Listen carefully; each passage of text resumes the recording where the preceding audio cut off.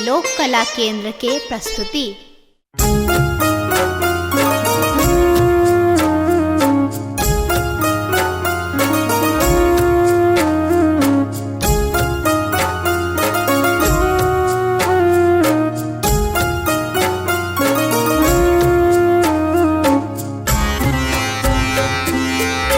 एखन अहाँ सुनि रहल छी लोक कला केंद्र के प्रस्तुति।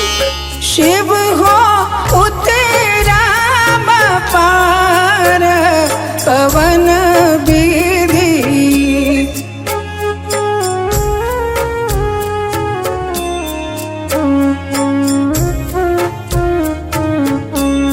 शिव हो उतरा पार पवन विधि।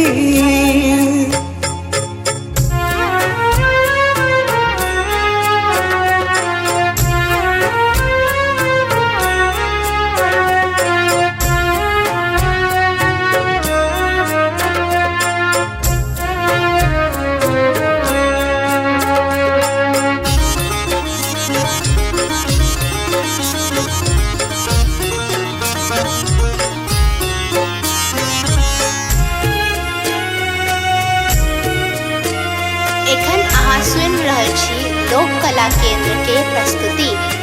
लोढ़ब कुसुम तोड़ब बेल पात, लोढ़ब कुसुम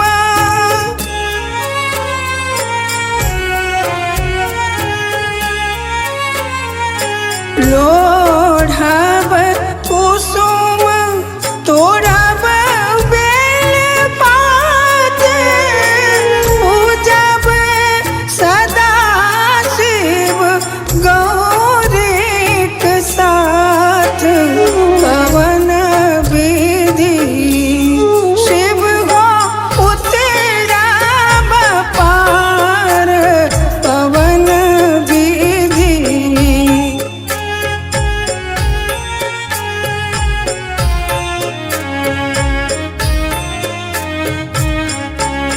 शिव हो उतरा पार पवन विधि।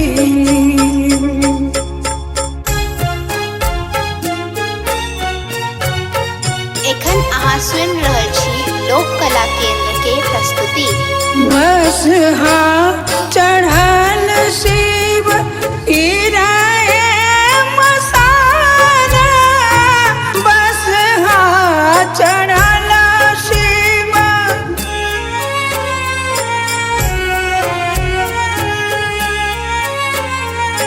बस चढ़ल शिव ईराए मसारा, भंगिया जरठ दर दो नाही जान पवन विधि।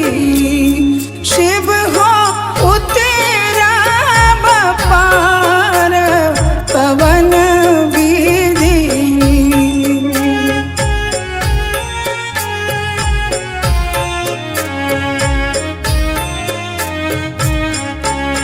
शिव हो उतरा पार पवन विधि।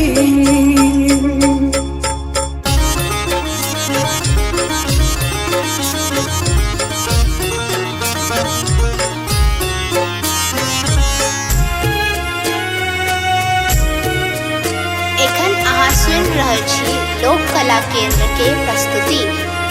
जप तप नहीं कैलहु किछु दान, जप तप नहीं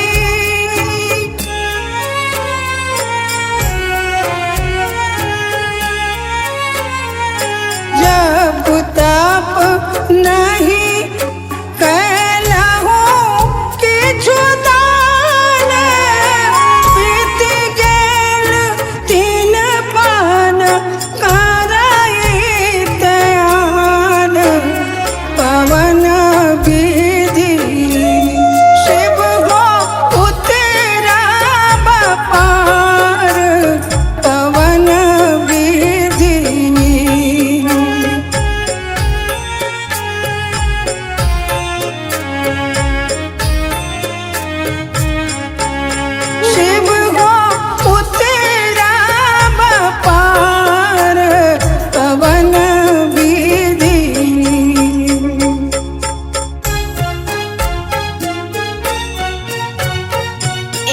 अहाँ सुनि रहल छी लोक कला केंद्र के प्रस्तुति।